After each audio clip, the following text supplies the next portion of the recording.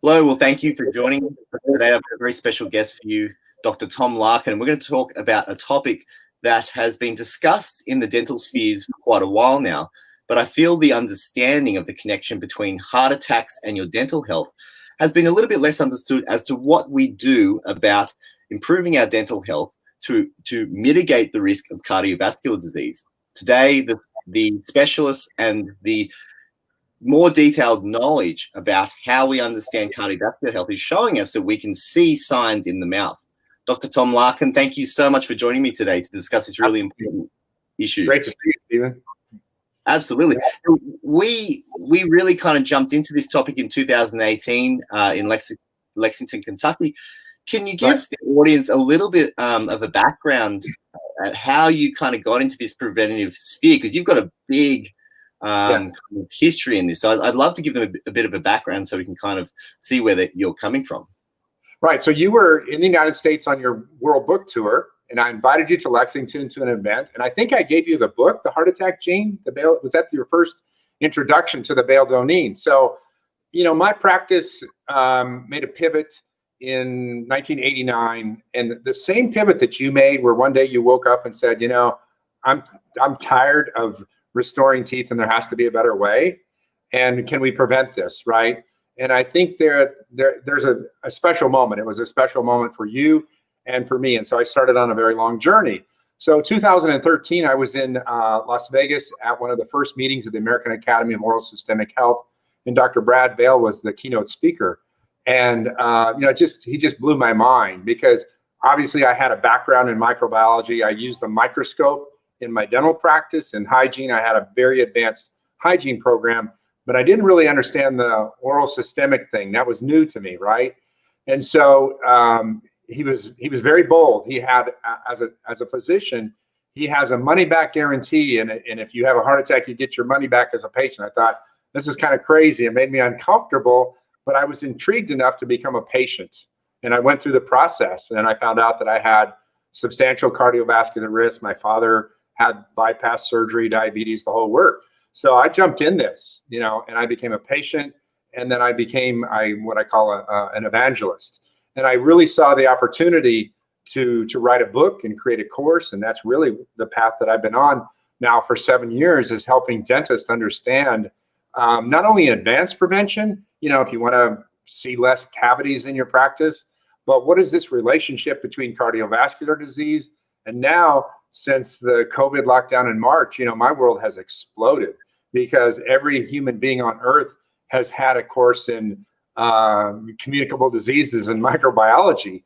And now dentists they're understanding this, right? And the other pivot that has taken place is that there are dentists who have taken this lockdown period to kind of say, you know, I don't want to do that old model anymore. And it has actually surprised me, people that have reached out and said, I want to do something different. You know, much like you made the pivot and I made the pivot, this is a time where people they're really evaluating their lives, they're evaluating their practices, they're evaluating their relationships with their patients.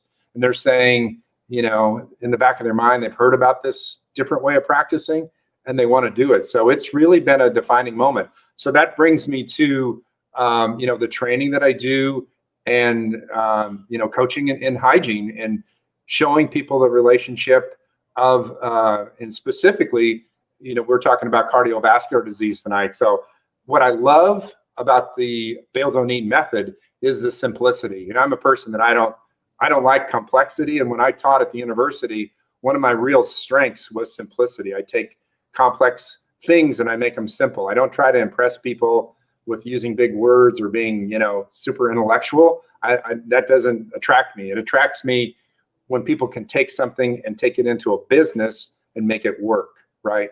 So that's what I do with my training. So that's what got me on this path in particular. It's funny you bring that up. You know, it's probably been somewhat of a barrier as to why, you know, a lot of these concepts haven't been well practiced into. Exactly. Right, because it's been kind of up in the air, but the literature has been around for a long time. You know, dentists were taught this. You know, you were trained in this. You know, this connection between, you know, cardiovascular disease and the mouth. But the step by step, what a practitioner does has been difficult. And it's interesting, when we met in 2018, you really versed me a lot on the detail that hygiene practice and hygienists can really bring value to patient and this preventative interface. My wife is a hygienist now, and since then, it's like it was almost fortuitous that seeing this model come out, you were exactly right. It completely changes that sphere. I want to dive into that, but I think for people that are kind of just starting to make this connection, so dental disease in the mouth, why don't we go back into your story as to what you kind of went through with Dr. It was Dr. Bale, was it? Yes. Yeah. So basically, their evaluation is they evaluate the health. They call it arteriology, the health of your arteries. They do a carotid ultrasound to look at the actual what's called the carotid intima layer, where the plaque is laid down. The reason they use the carotid is that it's easily accessible by an ultrasound instrument. I think it's it's minimally invasive. The cost is very low, and then the real centerpiece is advanced biomarkers for inflammation. Okay, so the reason that Dr. Bale and Dr. Doneen give a money back guarantee, the concept is this: if you have no inflammatory biomarkers and your arteries are ice cold, at that moment in time, it is literally impossible for you to have a cardiovascular event. Okay, you do not have inflammation. So the focus is inflammation, and so the Cleveland Clinic or the Cleveland Heart Lab panel has, I think there's 6 biomarkers, right? So when you become a patient and you have these things done periodically, and all of your tests come back negative, you're in the safe zone. Now, how you accomplish that? Most people who go through the Bale-Doneen protocol it's a very distressing exam, meaning very few people pass. It's mainly a blood test, but boy, all of the things, it's very hard to get them lined up. It took me several years, right, to get there through a combination of therapies, and the mouth is a part of it. So let's make this really, really simple. What are the oral sources of inflammation that contribute systemically, right? So periodontal disease is a no-brainer. Like you said, the research has been around a long time. The second area that's a little bit controversial, but I'm definitely headed in that direction much easier, is endodontics, root canals, okay? And what changed me was that we got in the practices that I manage, we got a CT scan last year. And when you start looking at CT scans of lesions, it changes your mind. When you see that 3D, when you see those old lesions and infections, and my wife had a root canal that had an apicoectomy, and then you saw it in the 3D, and there was a communication into the sinus. Some of those are problematic, right? And so he shows research that shows the connection between these festering root canals. They're asymptomatic. They'll show up on an image, but they don't necessarily bother a patient. But I do think they're a low level of inflammation, and I do think they add to the systemic load. And then the third thing is sleep. And sleep is something that is just, it's such an important, I have followed you, from your falling in love with Weston Price, the orthodontics, the growth and development. This airway thing is huge. So when I started, I've always been just an instinctual outlier. My involvement in orthodontics in 1984, and I was trained by the people, Bob Garrity. I mean, these are absolute groundbreaking people. But what my instincts told me in my practice, I hadn't read any books. I just saw what we called 4 on the floor, taking out the 4 bicuspids and contracting the arches. Number one, it didn't look good. The smiles did not look good. But functionally, I just saw patients that weren't functioning right. And I knew something was wrong. So this was actually before I started my perio journey. I started an orthodontic journey, and then got into this world of Dr. Gelb and Garrity and Bob Jenkelson Sr. I mean, these guys just wrote the book on this, on developing arches and airways. Well, what you've seen in all of your work is nutritionally how that transformation, Weston Price documented that. And so basically, by a combination of nutrition and a combination of really poor orthodontics, there's been some horrendous orthodontics done for decades in this country that we've created horrendous airway problems for people. And now that this is kind of like new to us, kind of like this cardiovascular stuff is kind of new, we're looking at these kids with undeveloped airways, struggling with all these behavioral issues, being given medications for things, and they basically can't breathe, right? So now dentists are learning to diagnose, sleep disorders from children on up. But what you have found, and what I found 20 years ago, is that if you treat these children at the proper point, you can correct some of these problems by developing the arches. And if you develop the arches, all of a sudden you've got this beautiful airway and people can breathe. What a concept. It's fascinating to kind of go back, into your intuitive, journey, through early practice, because you see these things day in, day out, don't you? And, the idea of contracting an airway and what it does to, what would be really interesting, for cardiovascular health, is the pressure on, upper airway resistance syndrome and the pressure on the vessels that run through the head and neck through maxillary contraction would be quite interesting. And it's funny, the even cardiologists as advanced as Dr. Bale and Dr. Doneen, these things really aren't on their radar yet, are they? No, not to the level in which you've dived into it. No, not at all. And really, it's kind of it's new to dentistry for the most part. Exactly, it's new to dentistry, and you've described 30 years of different educational pathways that you've taken. It's not an easy pathway. There's a lot of different things. This is what we were kind of talking about, is that there are so many contributors to what the mouth is trying to tell us, and then the clinical applications are extremely difficult to implement, to change both patients' minds and practitioners' mind. It's a whole differing way of and philosophy of practicing. I think the biomarkers that Dr. Bale and Dr. Doneen are talking about, this is a very hot topic at the moment. People are very into measuring their risk factors and inflammation, and this has become, probably just in the last few years, this has popped up, but they were talking about this long before. For those listening, are you able to run through a little bit through them, just in a little bit more detail as to what some of these markers tell us? Because, with periodontal inflammation, we might broadly look at HRP or, but there's a little bit more detail there that they put into their protocol. Can you explain some of them just so people get a little bit more acquainted with it? Yeah, so the standard biomarker that most people will be familiar with are CRP or HSCRP, and that's kind of a standard. But the Cleveland panel includes L-plaque2, which is another biomarker, and then myeloperoxidase is another one.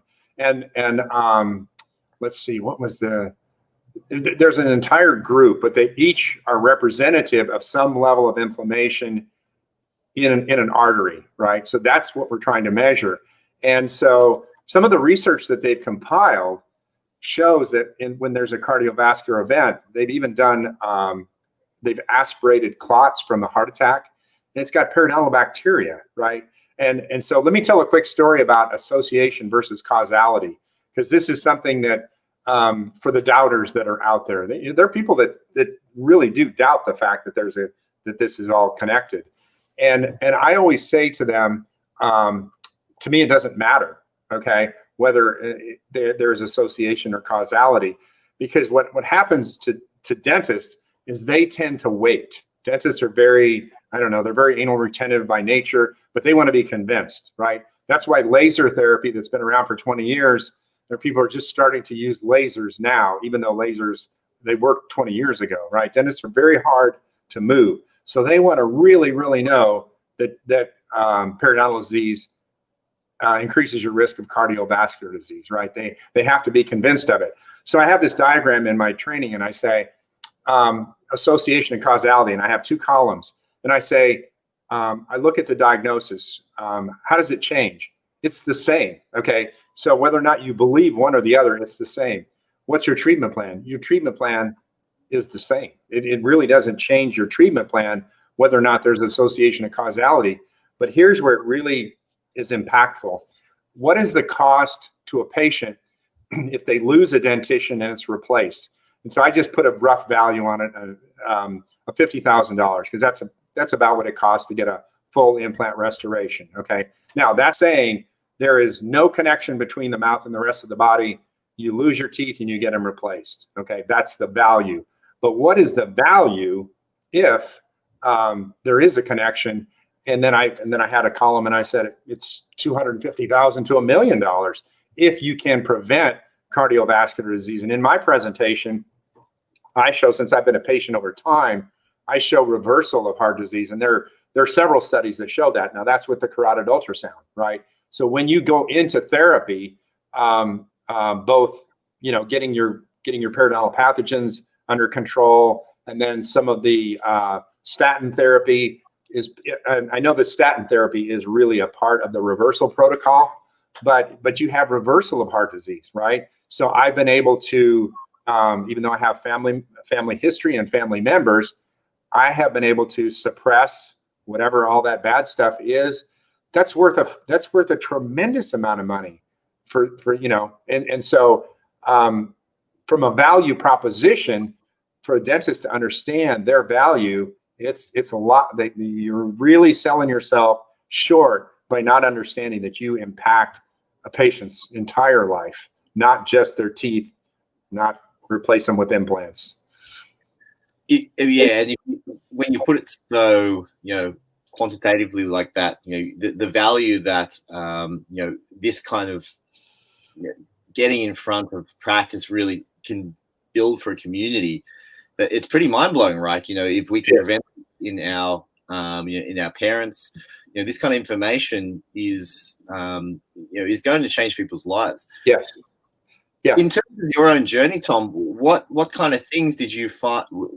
Because it takes some time, like you said, these are detailed biomarkers. What kind of things did you enact to? So basically, and I just take this out of my presentation, what I call the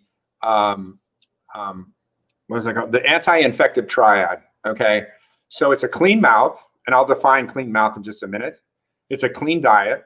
Okay, and I think what's so fascinating about Weston Price's work is that when he went to like the 6 different continents, there wasn't just one diet, but the important part of the diet is that it's organic and it's clean source, right? It's clean. It's not processed foods, right? And then it's a clean lifestyle, which we can touch on smoking, alcohol, environmental toxins, okay? So clean mouth, clean diet, clean lifestyle, okay? And I think once you do those things, what you do is you find that, Mother Nature is brilliant. Mother Nature will try to heal anything, right? Including cardiovascular disease. It's not a one-way road. It can be, you can halt it and you can reverse it without intervention, right? And so that's kind of conceptually part of the process. So it's not one thing. It's a little bit more holistic. It involves a lot of things.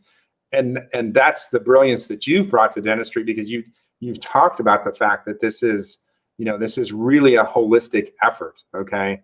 And as Weston Price showed, nutrition is just such a huge part of it. But even in the research that he did, the diets varied tremendously, right, from one culture to the next. But the kicker was, it wasn't until refined carbohydrates were added to the mix and everybody's health was destroyed, right? Yeah. And now we're flooded in these foods, and it really is a minefield for both practitioners and patients out there to try and mitigate all these risk factors, and it's quite overwhelming, really. Yeah. Tom, you mentioned that, and one part of your work that I feel that is a real, I think it's such a value add that the dental industry needs to kind of become more acquainted with, is this connection to hygiene, and this link between dental plaques and periodontal pathogens that we know now. We know that certain periodontal pathogens can travel through arterial blood vessels in the mouth and communicate with the cardiovascular blood system. This can contribute to disease factors. Yeah. And the Bale-Donine program talks about how these inflammatory markers contribute. Right. Now, how have you worked with understanding this interface better? We're really in an interesting time where people are becoming more and more, as you say, aware of the immune kind of interface of the mouth. What do you feel that is the role of hygiene in the dental practice, and what are some of the kind of tools that you've used to help? Yes. So it's mission critical, and I think when you were here, you got to see the video microscope, which I began to use in '89, and there's a very famous doctor, Dr. Paul Kai's, brought that to dentistry. He was 30 years at NIH, and he was looking for a way to communicate with patients. Well, what we've done is I've updated the technology. I've gotten the state-of-the-art microscope. Now we're putting it on 55-inch monitors. I'm going to show you in a minute, because I'm going to talk about biofilms. I'm going to show you a text that I got this afternoon that was just mind-blowing. So basically what we do is we show patients visually what their biofilm looks like. And when you see a live biofilm, it's a game changer, because first off, people are kind of grossed out by it. They have no concept that what's in their mouth is alive. And one of the things that you've done so brilliantly, and you've talked about gut health and oral microbiome, we just don't talk about those things like we should. So in the style of practice where I teach the hygienist, as a part of the exam, we do a very traditional exam, but we sample the biofilm, okay? And it's really a time saver, because they don't have these, what I call ridiculous conversations about pockets and bone loss and bleeding, because really those are all measurements of damage, right? The damage has already occurred. That is not how you diagnose periodontal disease. When you see a biofilm, what we're trying to do is to catch before the damage occurs.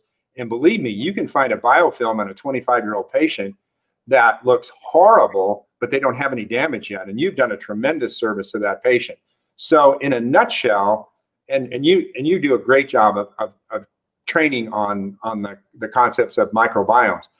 We live with bacteria, and the concept of the 700 species of bacteria that are in the mouth.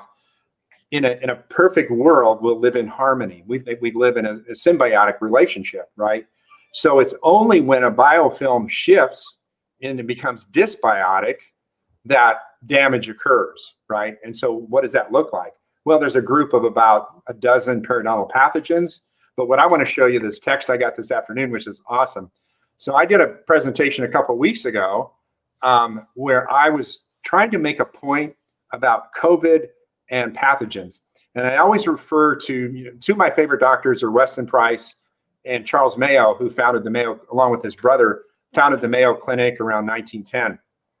And one of the comments that Dr. Mayo, he was a huge advocate for dentistry. He couldn't get any of the dentists on board. He knew about the oral systemic connection 100 years ago. And he said that the mouth was the greatest portal entrance of germ life into the body. So what's happened in the past 6 months? We've had this whole incredible education about the portal entrance of something bad from the outside, a virus, trying to get to the inside. So what's the portal entrance of COVID? It's probably more the nose. I think I would say that it's the mouth and the nose, and to a lesser degree the eyes, but probably more the nose. So I was making an illustration in this, and I said two things. I said, when you look at the mortality rate of COVID, statistically, I think it's less than 1%. And I'm going to show you a pathogen that has a mortality rate of 98%. Okay, and it's called it's an amoeba. And so I was making this point, but I got to show you something, and this will show up on. I'm going to put this up to the screen, and let's see if I can see this. Okay, yeah, perfect, right there. Do you see that blob in the middle? Yeah, we can see that. This is a patient that was seen 4 hours ago. Okay, that's an amoeba. Inside that amoeba, you see some white blood cells that it has ingested.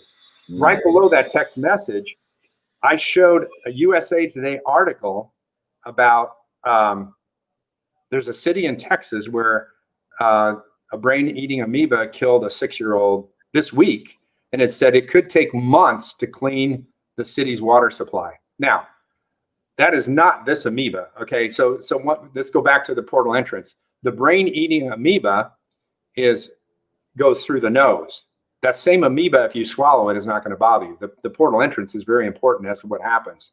Okay. But this patient this afternoon comes in with periodontal disease. That's very unusual to see an amoeba. And that's why the hygienist texted me this image. She says, wow, I found an amoeba. And I was like, oh, unbelievable. Now, do you think that that patient began therapy today? Absolutely. You know, just sign me up, right?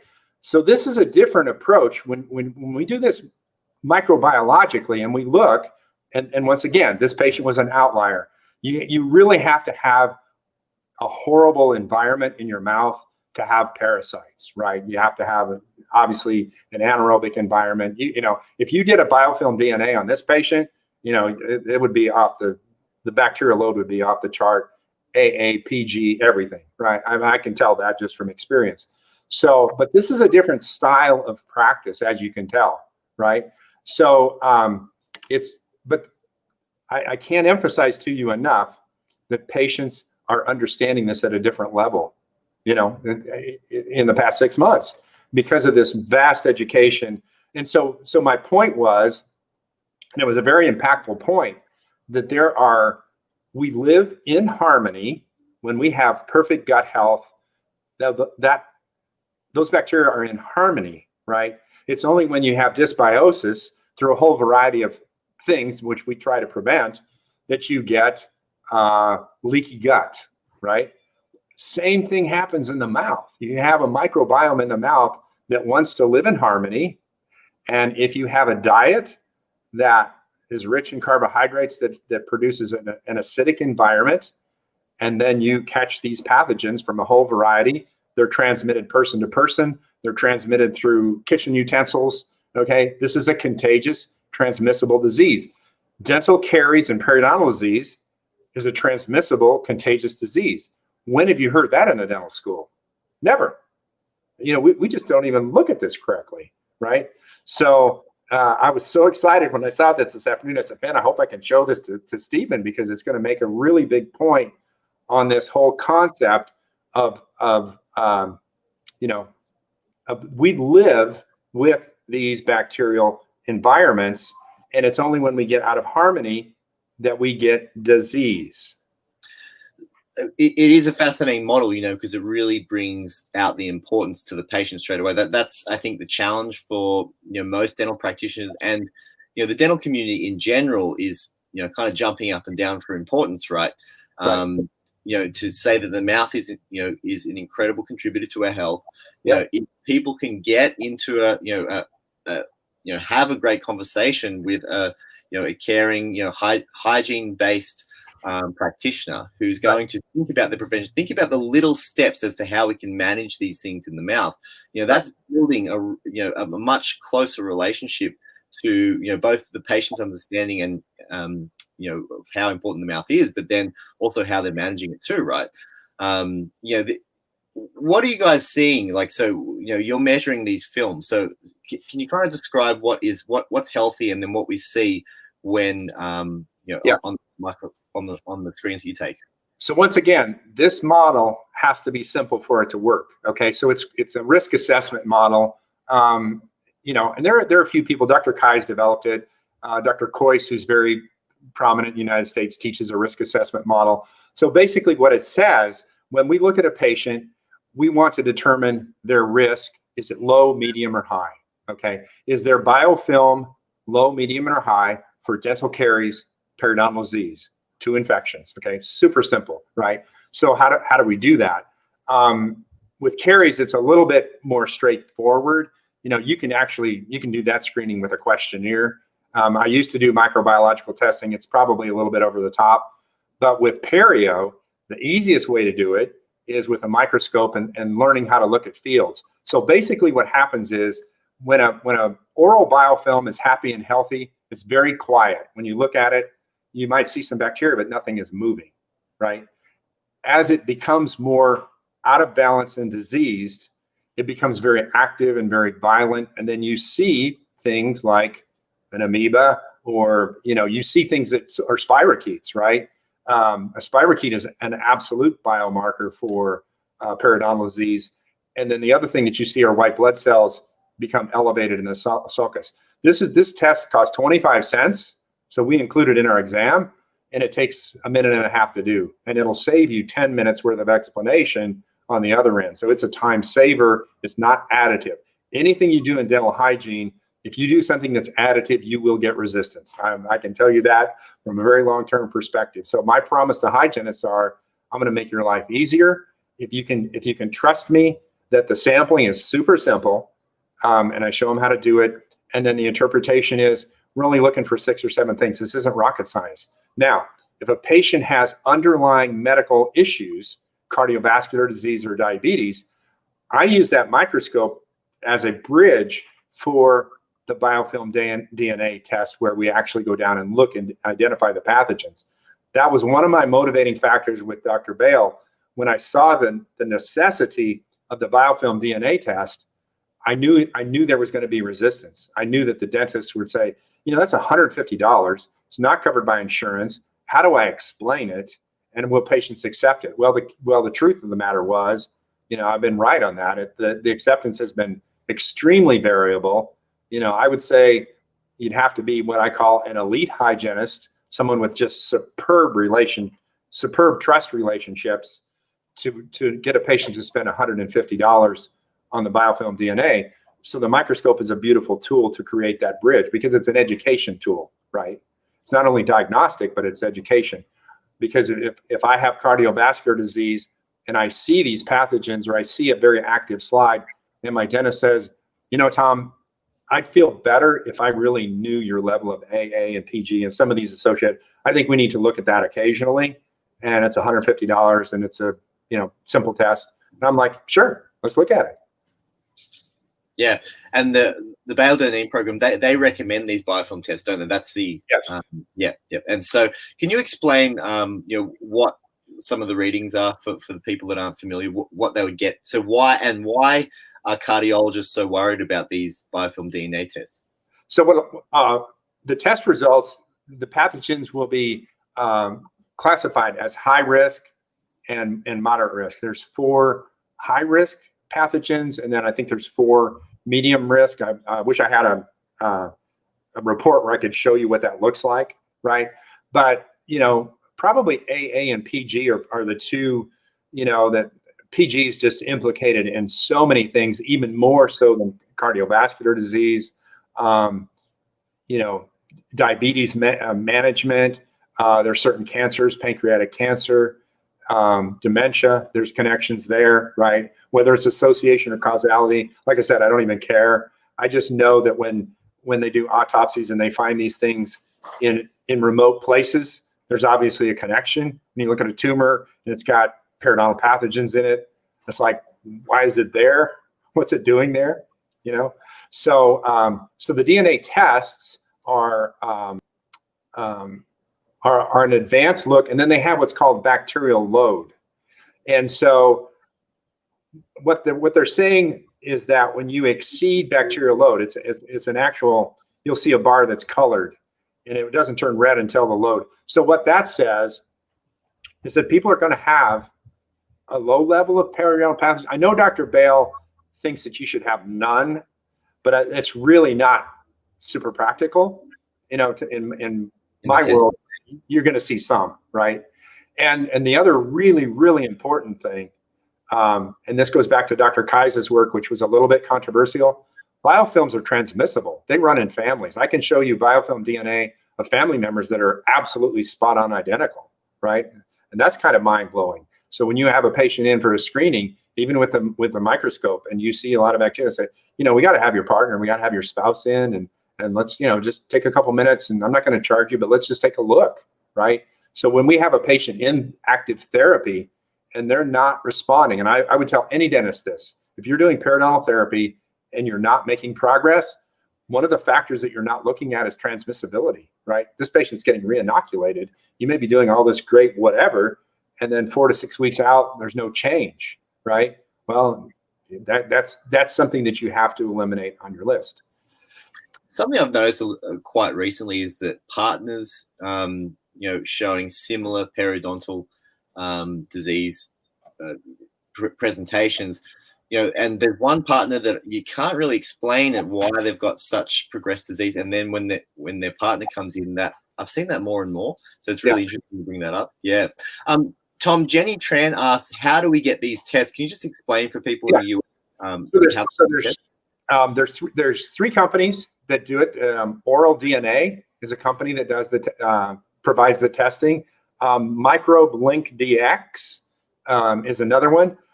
Now, the difference between Oral DNA and Microbe Link DX, Oral DNA is a swish and spit test, and they have a reason why they explain they do that.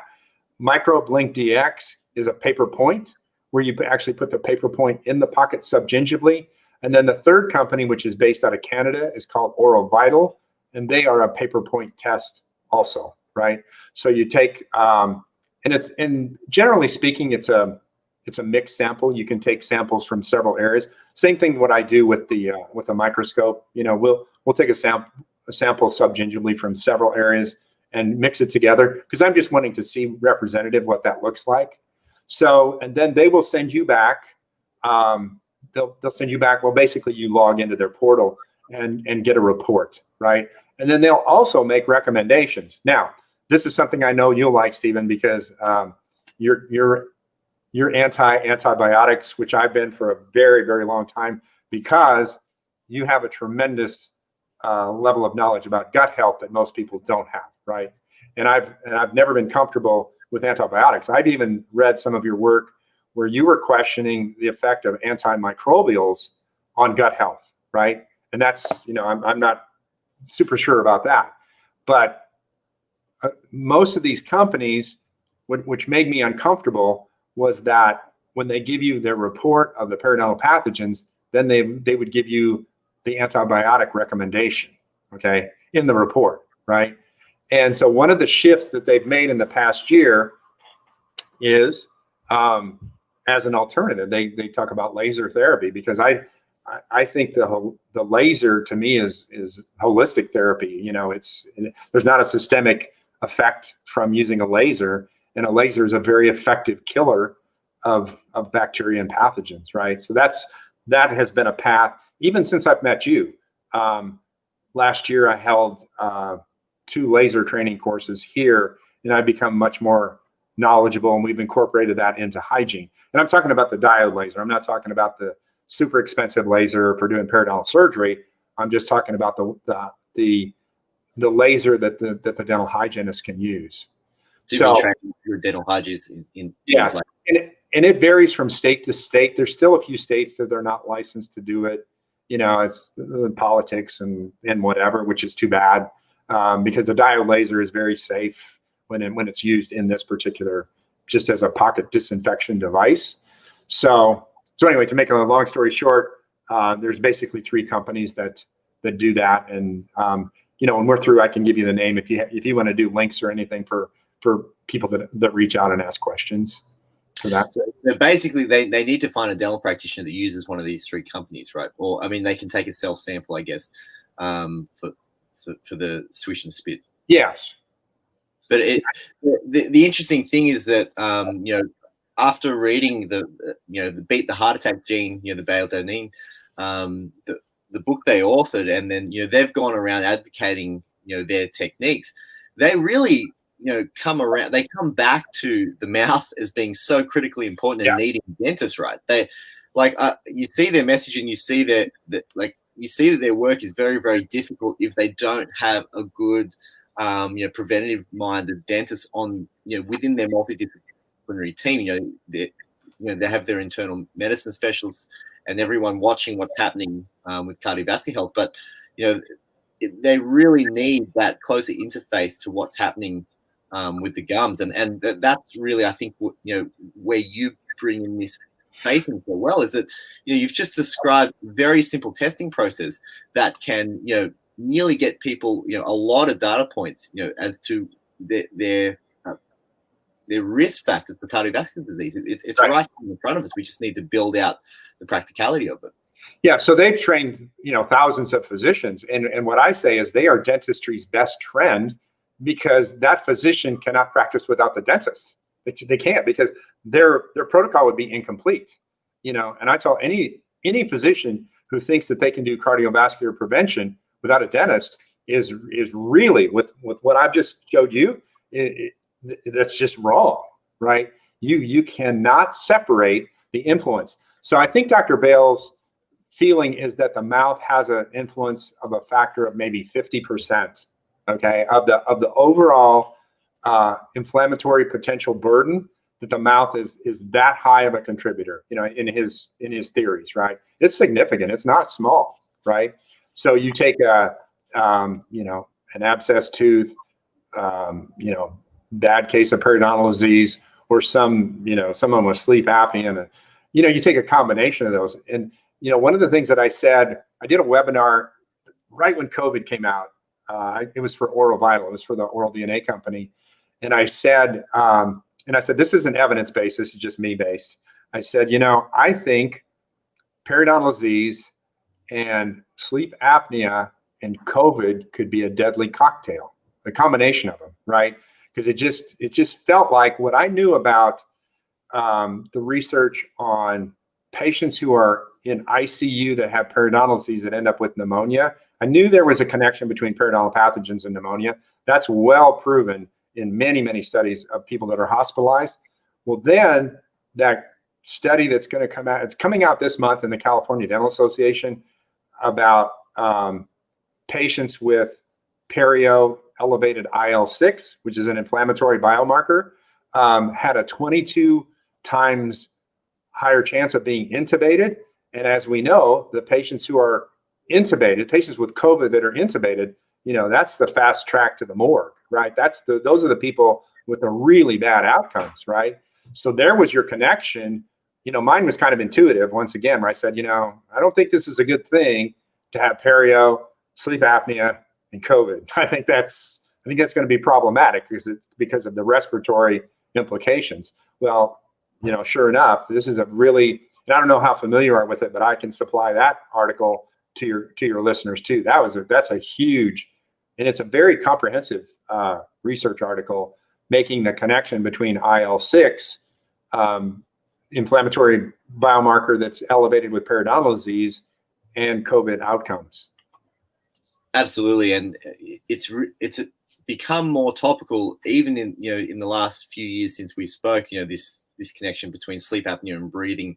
You know, the fascinating connection is the lung microbiome. The lung microbiome is, you know, there's papers published in Cell that show how the lung microbiome shifts in asthmatics and chronic obstructive pulmonary disease. Sure. And we have a direct communicable seeding of the lung microbiome from the mouth. And the topic that, you know, you've got James Nestor's book Breathe, which brings together a lot of the different practitioners that are looking at this airway effect. And Lauren brings up in our comments here that mouth breathers, you know, this is really a topic that affects you know, nighttime sleep, risk of apnea events.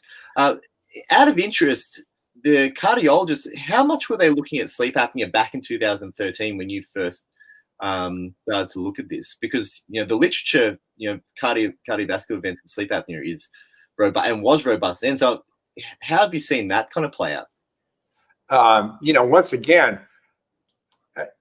I'm kind of relying on a different practitioner. You know, when someone asks me if I have this kind of training, should I reach out to a cardiologist? And I say, hell no. Why would you reach out? You know, they're trained in intervention. You know, they're the dentist who's filling the holes, right?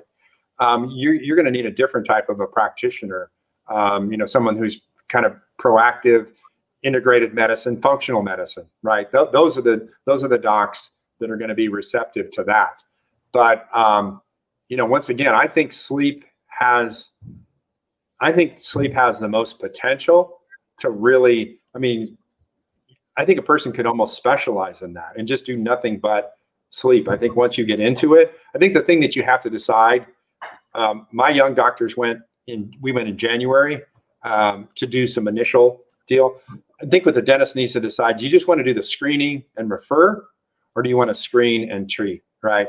And then if you decide to treat, as you know, man, then you are going to get into this orthodontic myofunctional therapy, you're going to get into a real, a path, right? A multi-year.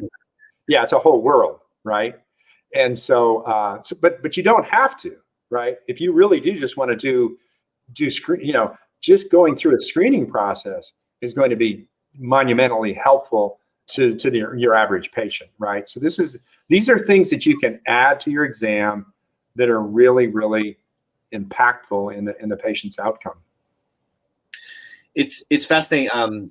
Dale Breslin just released his program for to beat Alzheimer's disease. He wrote the Curing Alzheimer's Disease. It was a few years ago, New York Times best-selling book, and he's really advocated this this model of medicine that looks at all of these different inputs into a patient's disease risk for Alzheimer's disease. It's really similar, a fair bit more detailed than what Bale and Doneen were doing, but it's the same principle. It's that there's not one contributor to this disease process. It's a multifactorial issue, and you have to kind of get the person and understand every little bit. Same thing, like he's very, very finding himself very anchored in oral disease, and so it's fascinating to see from the brain to heart attacks are still the #1 killer in the US, right? Right. Yeah, it's arterial health, right? It's our arteriology is what Dr. Bale calls it. It's arterial health. If your arteries are pristine and healthy, that's just going to carry you a long way. Brain function, heart function everywhere. Yeah. Yeah, absolutely. So, I just think that this, the practicality, as we've talked about, really needs to happen from the dental industry needs to understand this better. Patients need to understand that their mouth is that first point. How do you, you train people in these hygiene, these hygiene models? Can you explain a little bit about the difference between a practice that is kind of founded in hygiene rather than the more traditional kind of, go into the dentist chair, get a filling, and so forth? So I probably have the predominant model in the US. Now, I know in Australia and in Europe, it's not as hygiene based as they are here, right?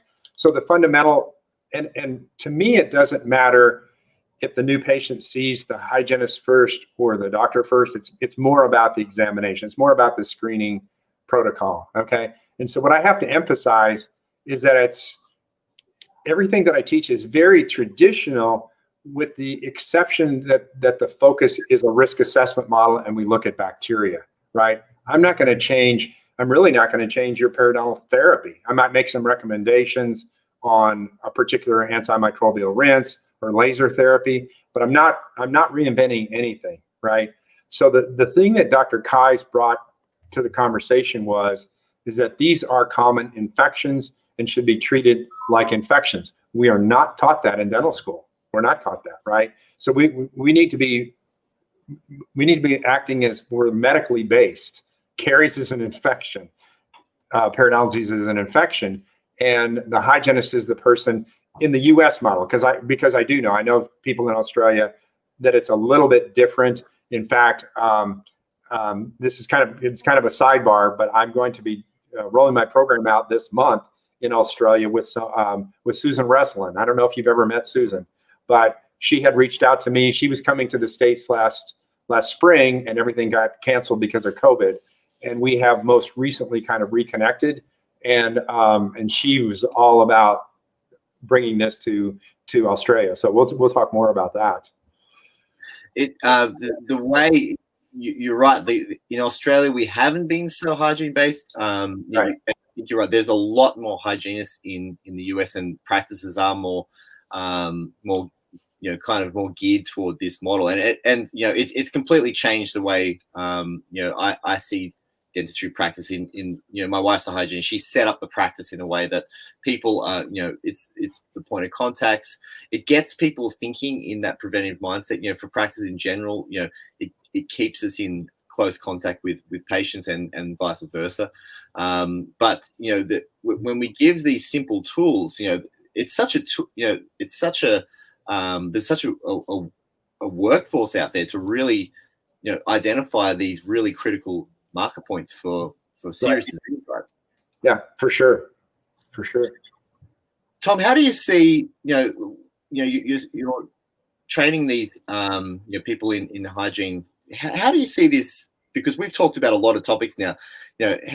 How would you like to see this change in the next 5 years? Where do you feel that the dentistry needs to go, that the public needs to go in terms of fixing this? Because there's still a lot of work to be done. A lot of conversations on this. How do you see some of the roadmap as to how people can prevent these diseases in the future for themselves and their family, but also practices and how we change this in society? So I've got a new ebook, and I'm going to give you a link to it so your viewers can have that. And it's called Dentistry That Changes Lives, The Road Less Traveled. So this is twofold. This is not only for the practitioner. So I look at my mission as being twofold, because I do know that there's a tremendous amount of career dissatisfaction and stress. And I know this is a different way of practicing. And I have concern and compassion for people that just, they and you know this, that you can work yourself into just a bad situation, right? Professionally, right? So my mission is kind of twofold. If there is a better, more fulfilling way to practice, and I describe this in this book really, since you were here in 2018, it covers the projects that I've been involved in since about 2018. And I have interviewed some doctors in there. And so these doctors have all made this change. And I want to show people what that looks like, right? So so professionally, can we make a career that's a little bit more satisfying? Because as you know, showing up every day, finding a hole in a tooth and filling a hole or repairing a crack just is very monotonous. It's very, it's very mechanical, right? So if you can actually influence and really become a elevated healthcare practitioner, that's a different level of satisfaction. So for the patients, so if you have, are you talking about for like lay people in the audience? Yeah, like that would help. Like what they can start to think about, in terms of maybe the qualities that they're looking for in a practitioner, sure, or the things they should be talking about with their family members. Yeah. So I think you're going to need to find someone that has an orientation to prevention. How do you find this professionally, other than maybe asking? There might be some professional associations like the American Academy of Oral Systemic Health, right? Those people there are pretty much committed to practicing in a preventive oriented fashion. They're dentists that market themselves as holistic, and they are, fully committed in a more complete way. What I've done is I separate my program out from holistic, because holistic has always been a little bit controversial, and I don't want to get this cardiovascular prevention message to be the most effective. I stay focused on the oral systemic, if that makes sense, right? Because there are parts of the holistic message that are controversial. I'm fine with it, but I don't want to, I don't want to go down that road, if that makes sense, right? So for a person, you're going to have to, you're going to have to do Dr. Google, and you're going to have to go look for people that have this mindset. It's interesting you kind of bring up this idea of, because holistic dentistry has been around for a while, and see, the model's not fixed. So there's something we need to do to change that, right? So the functional medicine movement, and this working in a more patient focused way is certainly bringing coming to the forefront now. What do you think it's called? Do you think is functional? We've talked about functional dentistry before. Yes. Yeah, and I love that term, because I loved what Dr. Hyman's done with functional medicine, right? Everything's connected, everything works together.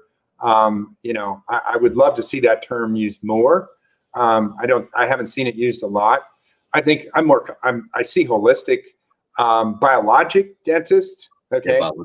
Yeah, I see people using that term a lot, and that makes sense, because and that also includes people that are concerned about toxins, okay, and they test for certain toxins and stuff. So there's a whole spectrum of practitioners emerging. So you'll love this, because I've always been technically inclined. I've always been on top of a lot of stuff.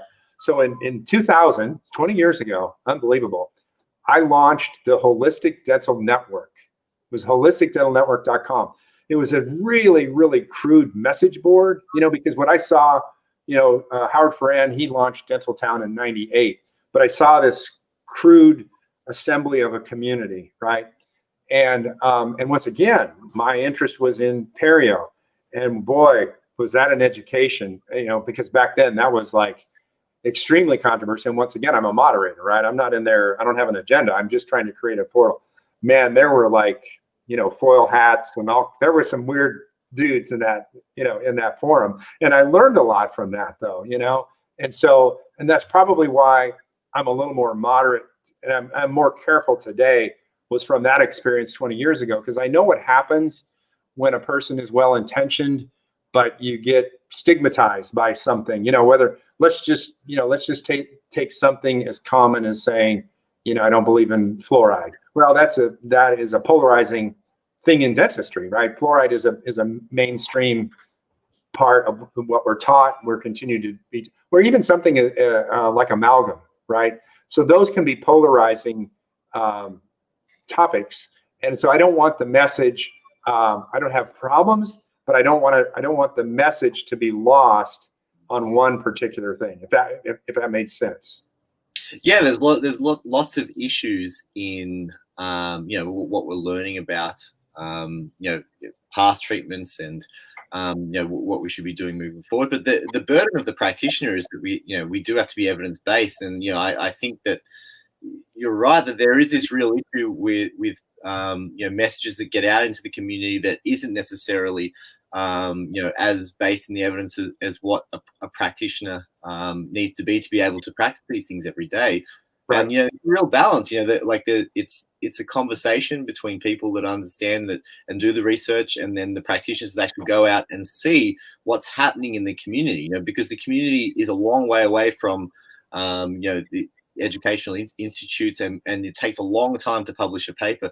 There's this huge disconnect, and there's a lot of research out there that just is not being seen by practitioners as well, right? So right. It's not an easy problem. Right. Yeah.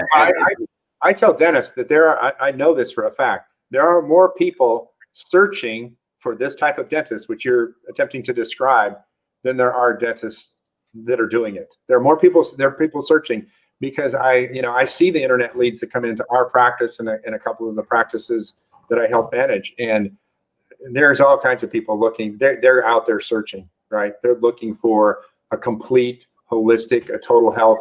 They know that the mouth is connected. They know that part of them getting better involves addressing some of their oral problems. They just need a dentist who's clued into this. And it's not mainstream. It's really, honestly, not. No, well, yeah, as you mentioned, there's a lot of pieces of the puzzle around. There's a lot of good institutes that give good training to certain parts, but the practitioner really kind of has to walk their own path in terms of putting all the pieces together.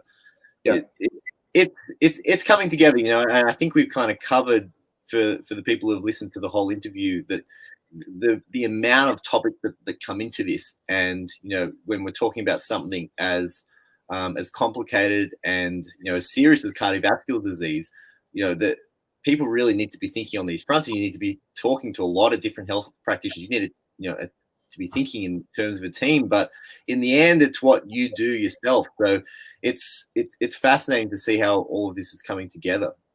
It is, and I think as awful as COVID has been, I think we'll look back a year from now, and I do think it's a pivotal point in the way we're going to approach healthcare. We're going to value prevention.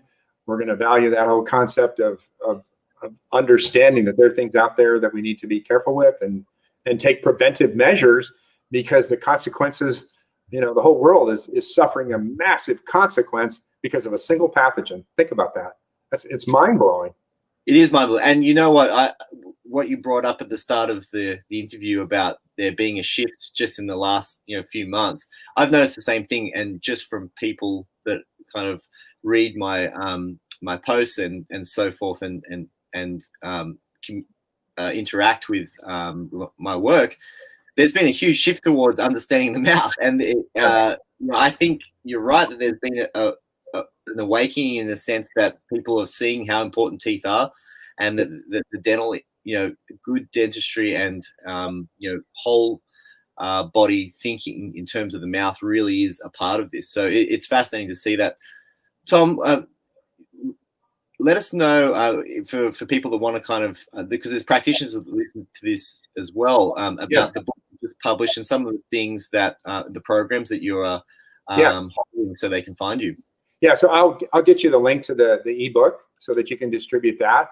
So my main website that really kind of goes through this whole protocol is called powhygiene.com, POW Hygiene, and that stands for proactive oral wellness, the whole concept of being proactive.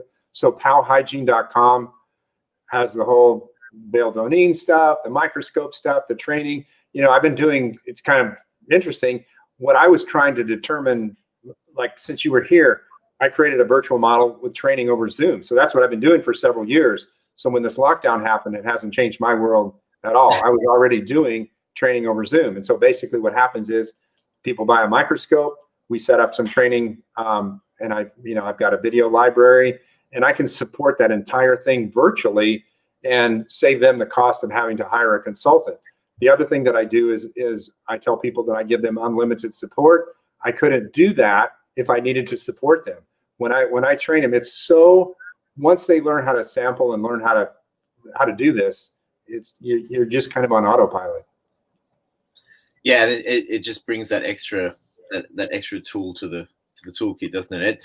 Look, I really think it's an important thing that you're doing, and the path that you've taken as a practitioner, to be so inquisitive and so focused on finding the answers. Really have to thank you for that, and I think you're going to help a lot of people. You are helping a lot of people, and that this model is a critical piece. I think in a functional dental model, I think it has to be there, and it's so simple because the way you've distilled it down. And, I think it's important for people to understand this. So thank you so much, Dr. Larkin, for all the time and for speaking with us today. Great seeing you, man. Great. Yeah, you too. And send my best to the family, and we'll definitely have to have another chat about this and hear all the update from your work. Great. Thank you. All right, Tom. Have a great day. Okay.